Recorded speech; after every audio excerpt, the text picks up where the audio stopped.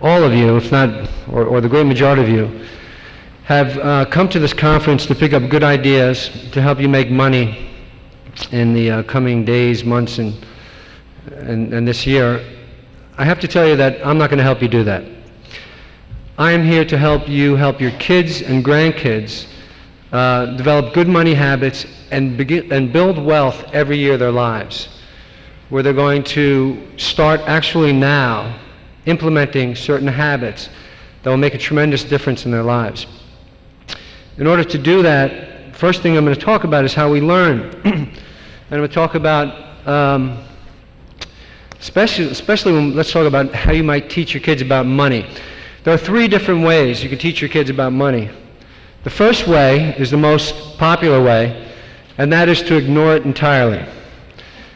There are, out of 50 states in the U.S., the New York Times recently reported that only 4 had some sort of financial education in their public school curriculum. Even worse, that doesn't give them the real education that they really need, which is experiential education. They need to do in order to learn correctly. In order to explain that, let me talk for a moment about how we learn. If I talk to an adult, many adults, about finance, and I talk about balance sheets and income statements and goodwill and return on assets and return on equity and on, many adults, their eyes will glaze over. If you speak this way to a child, their eyes will glaze over even quicker. You'll lose them more quickly. They'll become fidgety. They'll become resentful. They already went through a bunch of boring stuff in school, and now you're giving them more lectures. So what you really want to do, again, is base it on experience. And to draw a parallel or two, think about swimming. You can't learn how to swim from a book. You can't learn how to swim from theory. In order to learn how to swim, you have to get wet. And you start in the shallow end and you splash around, and then after you're a little comfortable, you dunk your head under and you come up for air, and then you do it again, you hold your breath a little longer. Then you move into the little deeper end, you hold on to the sides.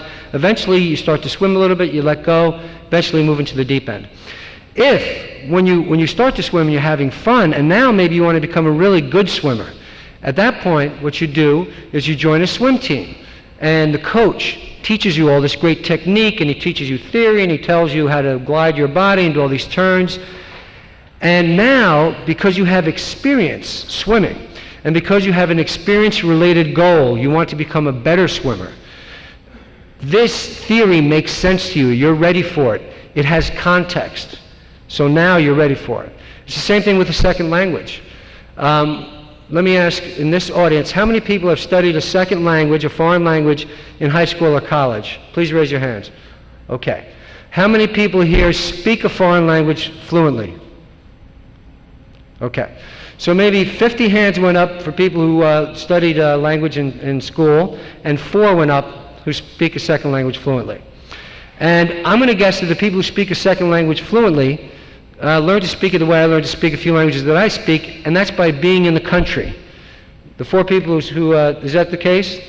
Right, live there. Being in the country. So you're immersed in this country, and your goal is really to communicate. That's your goal. And you're hearing it every day. You don't start out knowing this whole abstract concept called grammar.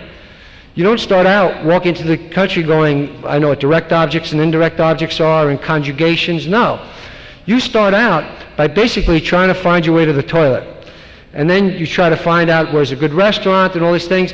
And after a while, you're using it, you're doing this experience, and now you start to recognize patterns. And you say, you know, when I say I eat, it's yo como. When I say I speak, it's yo hablo, I take, yo tomo. Then you notice there's that O at the end there.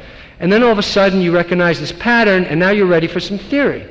Now you want to become a more masterful speaker, and now you're ready for people to tell you conjugations, first person, second person, third person, I, you, I speak, you speak, he, she, it speaks, etc. And in Spanish the same thing.